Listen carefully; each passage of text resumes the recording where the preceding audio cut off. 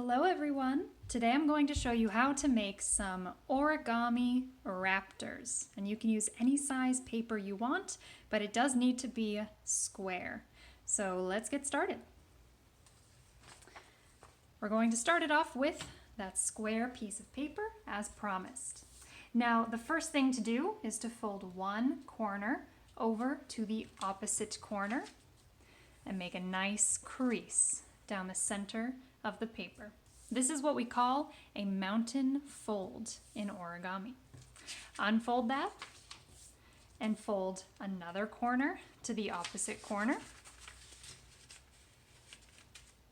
Try to line it up as best as you can, but especially if this is one of your first times doing origami, it does not have to be perfect. And again, try to make that crease as good as possible. Unfold that, flip the whole paper over, and now we're going to fold it in half a different way, from one edge to the opposite edge.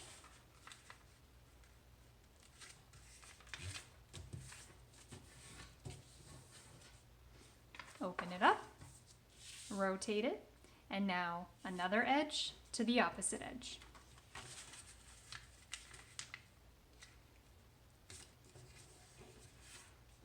And make a good crease. Open it up, flip it over, and you're going to grab onto this crease in the center that's kind of sticking up from the others. So grab that crease, pinch it, and then start to bring your hands together. And you get this very interesting shape to end up with. Now this is the top view, and this is the bottom view. You can see it's more open than the other. Lay this new square down on the table, and now we're going to fold these corners toward the inner crease. So here is that inner crease. One corner, and line it up with that line.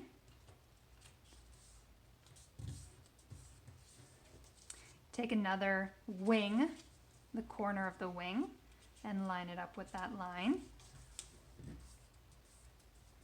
Again, make those creases as good as possible. Flip this whole thing over and do the same thing. Here's our center crease. Both corners towards the center. There's one. And there's the other.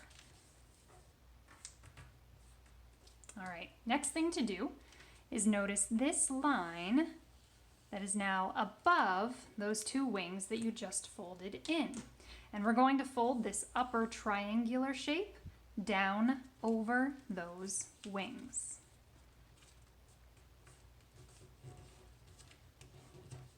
Undo that, flip it over, and we'll do the same thing. Here's that line above the wings, fold down the triangle, make a nice good crease.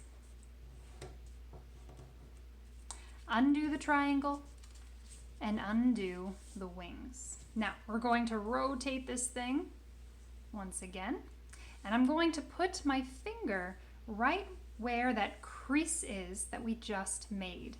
And then I'm going to take my other hand and start to open up this new flap of the paper. And as soon as you push that thing back, the entire thing will kind of go inside out.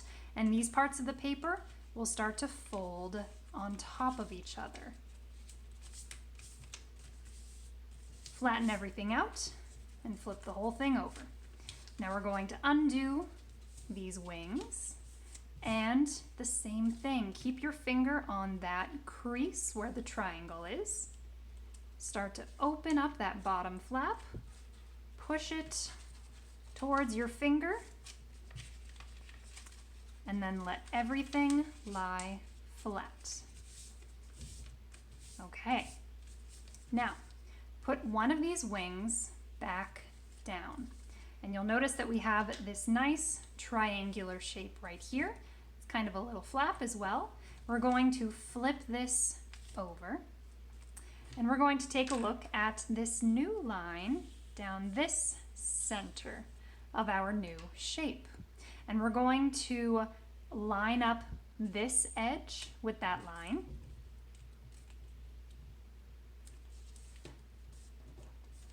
And then we'll also line up this edge with that line.